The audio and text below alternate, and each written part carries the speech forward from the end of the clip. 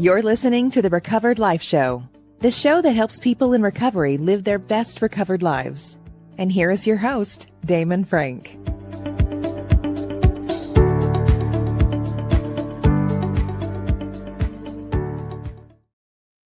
And welcome back to the Recovered Life Show. So good to be with you here today.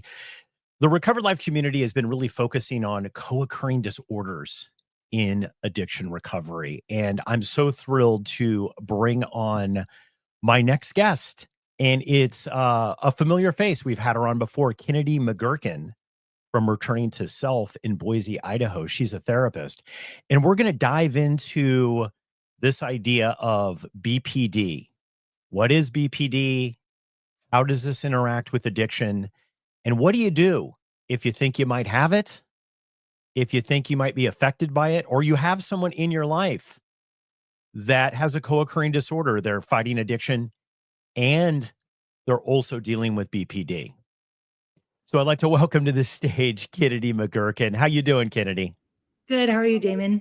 Oh, I'm doing so well. Thank you so much for coming on today on the Recovered Life Show. It's good to see you. And you're in Boise, Idaho. You're a therapist and BPD. I got to tell you, not many people want to talk about this in addiction recovery. No, Not many people want to. Mm-hmm. Why is that?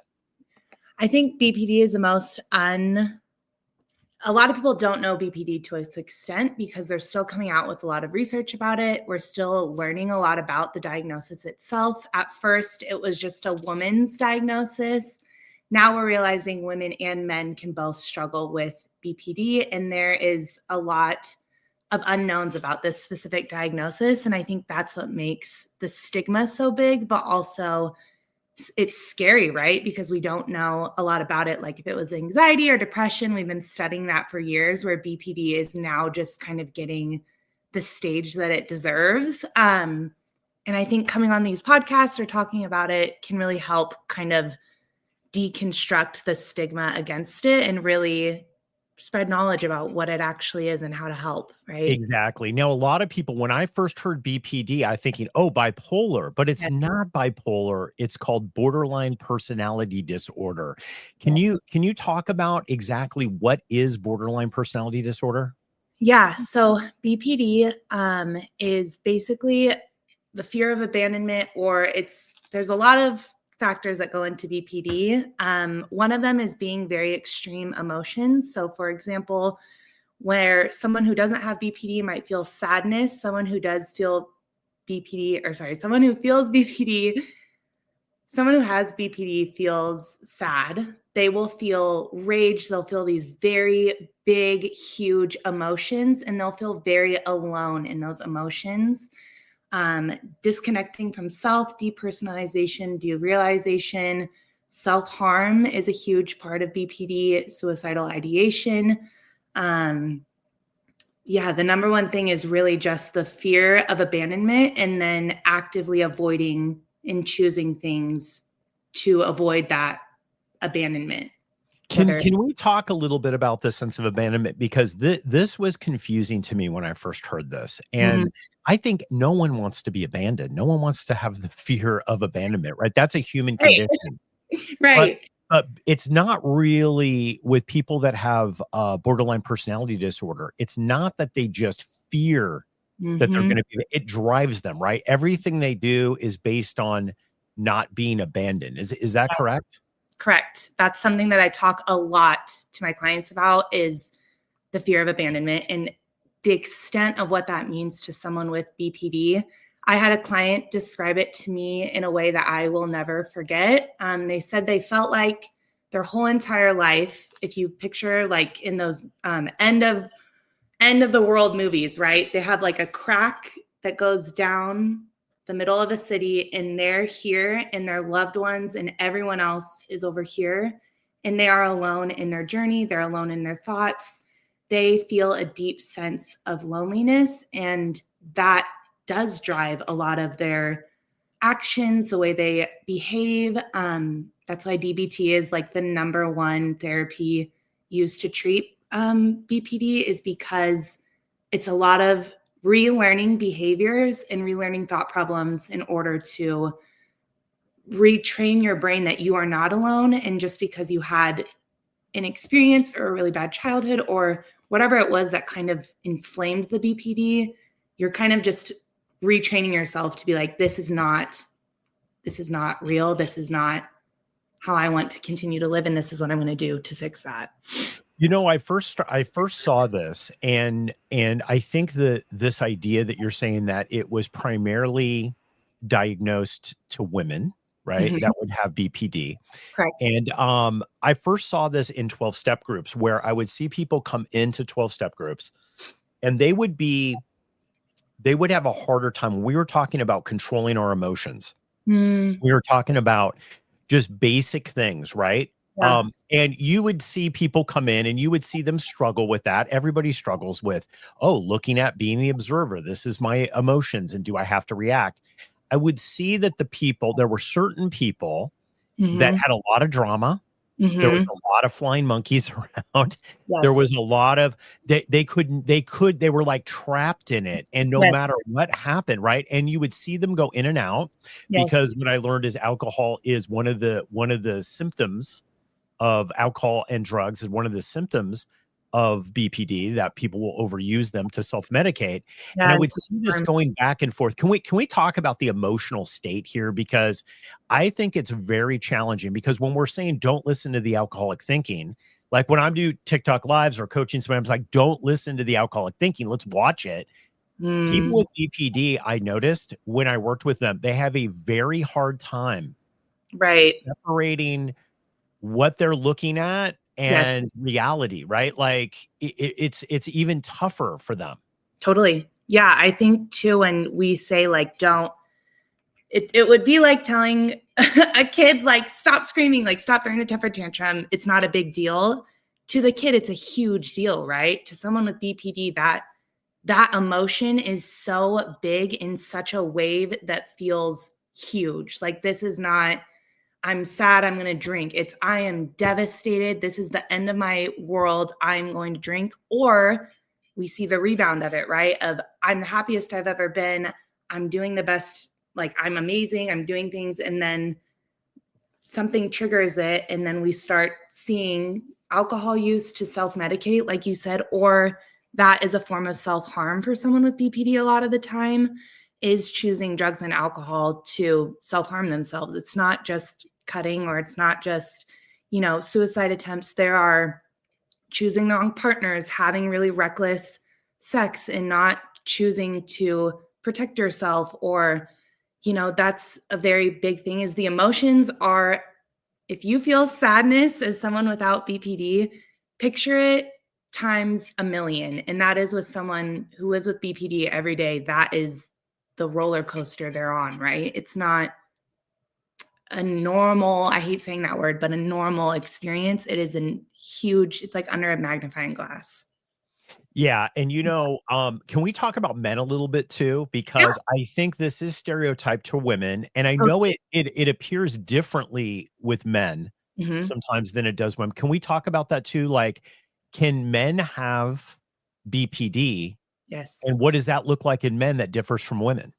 It looks very similar, honestly. Like, once you know the BPD diagnosis, it presents very similarly in men versus women. Women in our society just get this, we are emotional beings. We are, we're labeled as all these things, where when men are, it's kind of, they're otherized, or it doesn't really make sense. Like, for example, a male with BPD might be diagnosed with anger issues when really it's a BPD diagnosis, right? Because the rage and the deep anger they're feeling is kind of that like deep emotional feeling that I've been talking about. And also the fear of abandonment, right? If that fear of abandonment or that feel of otherization or loneliness is so big and controls their life, that again would be more towards the BPD scale. And like I said, even to this day, it's really sometimes tough for men to get that diagnosis, because in our society, it's very women-based, but men can have it. I've seen men in my office have it. We work on the same things in DBT skills. It's the same thing that we need to work on. It's just harder to catch because men are labeled differently than women when it comes Yes. to those things. And the interesting thing about this is I was just thinking about this Kennedy, when you were talking about this, I was thinking, okay, this is even more of a challenge for Yes, people with BPD trying to get sober because totally. we talk about community Mm, being one of the first steps after you surrender. After totally. you say, I'm willing, I'm going to surrender, I'm going to try a different way. We lean in on faith. We talk about this a lot, right? And now you have to plug into a community. And it's funny that you said this with anger Mm-hmm. with men, because I have seen it in addiction recovery is as they start to have a relationship with another guy who will Mm, tell them the truth and help them, they're all of a sudden will have rage and anger if absolutely. they feel at all slighted or they're going to be cut out of the group or what. And it's not even going on. It's just you might have sat in a different chair because somebody's in the right. And Yeah. you could see there's a huge emotional Mhm. turmoil going on. And I think you're right. Guys express it a lot in anger and Totally. frustration and acting out because it's probably just more socially accepted that they would do that. Right. Yeah. And I think too, I always say this too. I work with a variety of age groups, but I always say it, no matter who comes in my office, right? Like anger is a tree. We see the tree, we don't see the roots. So what's under the roots of rage and anger for a male who is struggling with BPD? Is it sadness? Is it the fear of abandonment? Is it I've never been loved? Like, what are the core beliefs that are sitting on those roots of the tree, too? Like, I will never, get over this, or I'll never be accepted. Or, like you said, you just made something click for me, too, right? In recovery, community is number one. If you are constantly feeling isolated, regardless of if you're using or not, that's going to be another burden, or not burden, but barrier that you have to go through in order to stay sober and to live a sober life, right? So I totally think I agree with you on that. And I think that's a beautiful point that you just made that I haven't really put together. So I love that. It's what is so interesting about this is I look back Hmm. over just either service work Right. already now, like we're talking, or coaching Mm, people and helping them transition into a sober life. right. And now starting to say, wait a second, maybe they were doing the work, but Yeah. the communication needed to be different with them. Yes. There maybe needed to be more like the people that are around people who are suffering from BPD, the communication needs to Totally. be better. And almost kind of what I'm hearing is kind of more clarifying that they're not being abandoned. Is Yes. that the case, that they are safe where they're Yes. at? And Yep. that very clear communicator about what you are communicating to them. Yes. 100%. That's what I was going to recommend too. When you are surrounded by someone like a loved one who has BPD and you are on the other side of it where you don't have BPD, but you love someone who does, like communication is key. They need a reassurance of you're safe. I love you. I'm here. I need to take a step back when you're heightened, right? Or whatever. And I think too, what you brought up is sobriety looks different for everyone, right? Throw in a mental health diagnosis on top of that. Holy smokes, your journey looks way different from someone who might be struggling without BPD, right? And I think being trained and being knowledgeable about these topics, that can really help someone stay sober for a long time, or that can really help them, that can hurt them, right? Of feeling otherized, feeling like I can't do this, I'm misunderstood, et cetera, et cetera. So that totally changes the trajectory of someone's sobriety experience if they don't know, right? I, That's like, you know, I think it's important to know. And I think, if you do service work or you work in a community, a lot of the times we just write people off mm, as being difficult or not getting it. Right. yeah, And I've been I'm gonna be honest. I've been that person. I'm like, oh, this is just too difficult. yes, Like, this is a lot of heavy lifting yeah, yeah, to do, right? It's a lot. It's a lot of heavy lifting. I want to okay, Kenny, when we come back, I want to dive into the solution because some people here might be saying, man, this is me. I mm, have this is me, or they know it's them. They've been diagnosed with BPD, and I want yeah. to get into the solution. Can you recover from BPD? Can you have a normal life? Are you going to be able to stay sober and deal with your emotions? So when we come back, We're going to dive into that. We'll be back, guys, after this really quick break. Recovery isn't just a journey, it's a lifestyle. And now, you can wear your recovery with pride. The Recovered Life Shop is live, packed with merch designed just for people in recovery. Whether it's a hoodie to keep you warm, a mug to start your day right, or a statement tee that lets the world know you're living your best recovered life. Need a little humor in your recovery? Grab the Resentment Some Assembly Required t-shirt. It's a classic. Ready to take massive action? Start your day with the Massive Action coffee mug. Or keep it simple and spiritual with the Chopwood Fetch Water Trucker hat. Every piece is designed to inspire, start conversations, and keep you connected to your recovery journey. And the best part? Every purchase supports great content like this and spreads the recovery message. So go to recoveredlife.tv and click on the Shop tab now.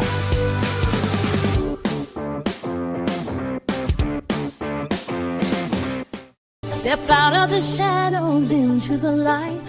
Find your tomorrow, start the fight. Recovered Life TV, see the change. Living your best life, it's within reach.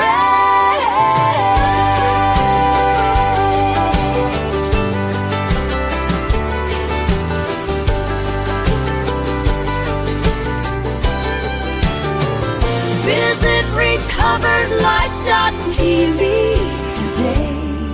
You're listening to The Recovered Life Show, the show that helps people in recovery live their best recovered lives. And we're back. We're with guest therapist Kennedy McGurkin, and we're talking about borderline personality disorder today. I'm so glad to have her on. Before the break, we were really talking about, what is this? How do you recognize it? And now we're going to dive in to the solution here. So, Kennedy, we've been talking a lot about this. And how do you know if people are thinking, wow, maybe this is why I'm going in and out? Maybe this is why people say you're overreacting a lot, or there's a lot of drama here, and this keeps, and you're trying to let it go, but you can't. Mm-hmm. Maybe it is BPD. How do you find out for sure if you have BPD? Like, what's the steps?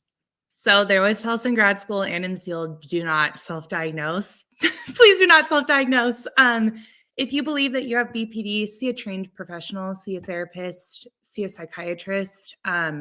Make sure you are getting quality mental health care in order to be properly diagnosed, because once you have a label, you know what to do, right? If you don't have a label, you don't know. So if you are thinking, this is me, this describes my whole life, or, oh my gosh, this is my mom who I grew up with, or whatever it may be, go see a trained professional. Let them know your story. Let them know your symptoms you're experiencing, your goals. And the way to treat BPD is it's long-term. There's no quick fix. If you are really, really struggling, there is medication, but a pill will not fix the long-term behavioral change that needs to be done in therapy. Therapy is amazing for BPD. There is so much research behind talk therapy, but specifically DBT therapy that was designed to specifically help people struggling with BPD.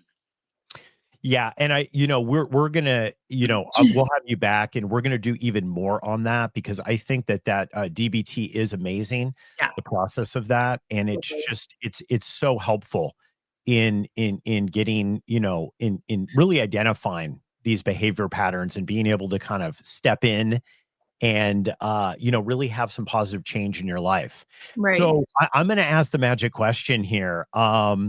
This thing with addiction, I hear this a lot, and people will come on our TikTok lives and they'll say, hey, I'm a borderline and I'm trying to get sober and I'm trying to work on my borderline, but I'm not going to really get sober because I'm not really ready. And, a lot of the comments are like, it's hard to work on a mental health issue when you're trapped in addiction, because how much awareness can you have, especially if you're an alcoholic, not a problem drinker. If you're an alcoholic and you're constantly having the phenomenon of craving, constantly sucked into the process of addiction, right? That cycle of addiction. How do you really do that? Right? How do you really, so isn't really the first step is also looking at your addictions as well and saying, I have to stop that, because that's also messing with your feelings, right? Oh, yeah. Yeah. Alcohol, any kind of substance will heighten, right? That's what a lot of drugs do, is they heighten emotions and feelings. If you already have BPD and you're struggling with it, if you go on a bender and then you try and get clean and sober, you are going to feel those emotions even stronger than you already do. And that can cause a lot of distress. That can really cause a lot of self-harm ideations of, will I ever get out of this? Is it worth getting out of it? I can't handle this anymore, et cetera, et cetera.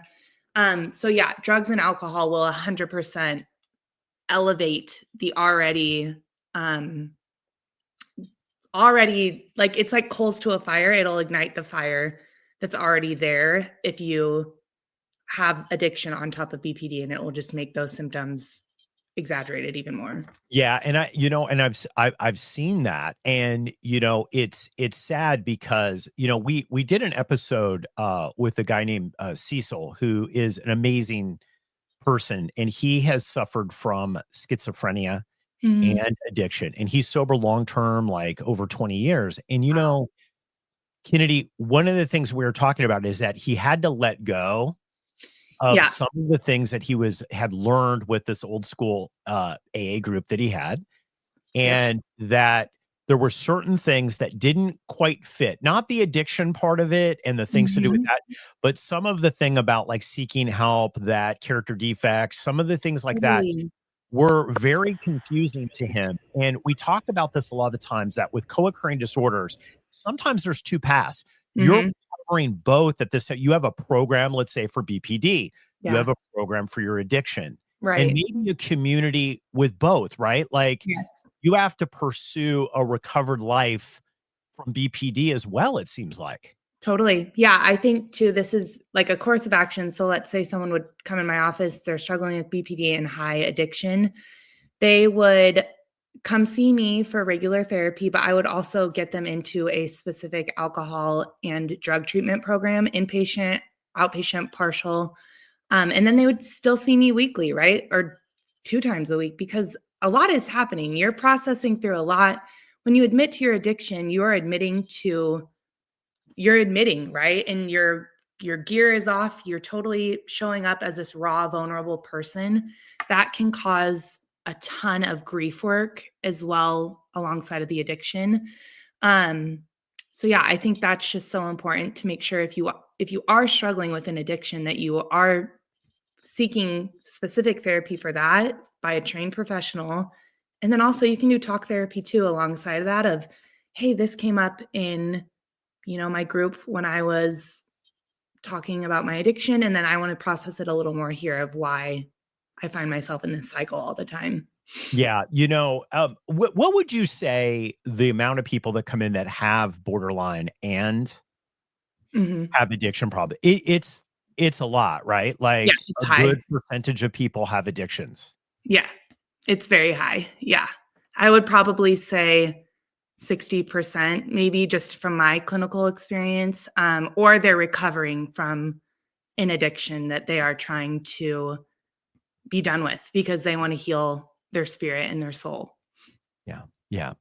I want to end this here with the recovery path here, because I'm going to tell you, I think BPD has a bigger stigma than alcoholism. Totally. And being a drug addict. I think when people hear the word borderline, that's it.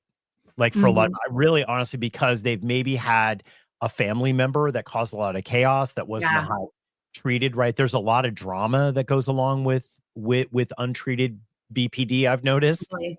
There's a lot of emotional draining. And is this, and I know a lot of people are thinking it's like, I can't do that. I'm already an alcoholic or an addict. And that's their own interpretation about what that means. It doesn't mean that to me, but a lot of people will say, oh, I'm already this. I now have to have this label. Well, that's it. For me, there's no path of recovery now ever. Yeah. I'm always going to be, quote, broken. And I say no one is broken. No. I'm sorry. I don't permit that in the recovery life. No one is broken.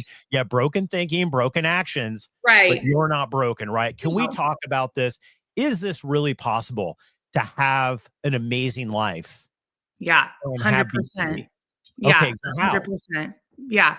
It's a lot of work. I'm not going to discredit that. It is a lot of heavy lifting. It's a lot.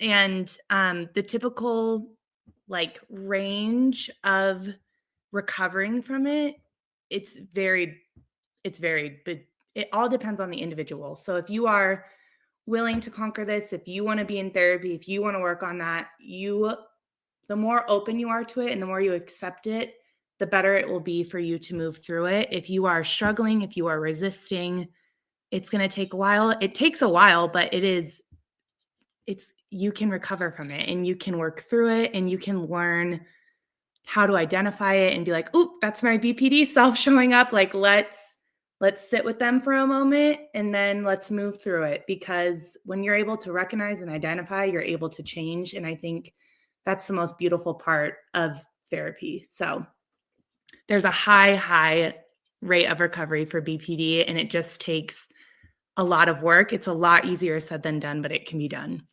I love this. And, I'm so glad that you said that, because I think there is already one of the things we're trying to do with Recovered Life is we're trying to stop this victim consciousness that, okay, well, I'm an addict, I'm an alcoholic, this is it, I'm broken, Right. or whatever.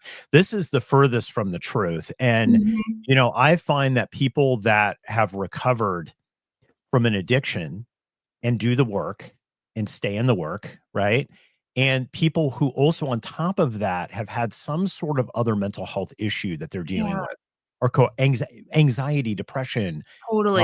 bipolar, BPD, any of this, they tend to be the more self-aware people if Mhm. they do the work. And I've heard it, people that have BPD say, "Oh, this happened to me today, and I realized that this was BPD thinking. Yeah, This wasn't the true me," right? Just exactly. like they're doing with alcohol and drugs. It's like, yeah, it said to use, but I was looking at that. That's not really what I want to do. I'm just frustrated, you Right. know? And I love the fact that you say that there is healing that is possible for people, that this isn't a death sentence. If you No, have this, you can make it, you can make it out of this and have your best recovered life. totally. Yeah. So final thoughts here, Kennedy. If anybody's struggling with and they're like, "I'm afraid, I don't want it, this is scary," That's okay. what's your thoughts to them? That's okay. Be scared and do it anyways. That's a mantra I say to myself. That's a mantra I always say to my clients is you can be scared and show up. That's why we're here, right? It's scarier to do it alone than to do it with a therapist who will walk beside you and just help you through the big scariness of it. Because the scariness of it is the unknown. As soon as you're able to recognize it and be like, "Oh my gosh, that is my BPD. That's not me. I can do this," it becomes a lot less scary. And it becomes a lot less scary when you remove stigma from the society that we have picked up along the way and you recognize BPD for what it is. And that is the most beautiful part of therapy, is giving a little bit of the scariness to the therapist who can take it for you. So Love this. Love this. Thank you so much for coming on the show, guys. We are going to, two things I want to let you know. One, we're going to put links on how to get a hold of Kennedy there and yeah. contact her. And for Recovered Life Plus subscribers, if you are supporting the mission of Recovered Life, either on TikTok as a subscriber or on Recovered Life TV, we're going to be doing an after the show with her right now. So she's going to hold the line after the break, and you will have access to that as a Recovered Life Plus subscriber. So hold tight, because we're going to go even deeper in that conversation. Thanks so much for coming on the show today, Kennedy. Thank you. Bye. Hey, if you like this episode, think about supporting us by becoming a Recovered Life Plus member. At Recovered Life TV, we're not just delivering premium recovery resources, we're empowering you with the knowledge and tools that make a real difference in the quality of your recovery. By subscribing, you gain access to ad-free content, expert insights, exclusive video and audio segments, special projects, plus so much more, all while supporting our mission to spread the recovery message far and wide. Whether you're seeking to deepen your understanding or stay updated on the latest addiction and mental health recovery trends, Recovered Life Plus is for you. Subscribe now and start living your best recovered life. Just go to recoveredlife.tv and become a Plus member today.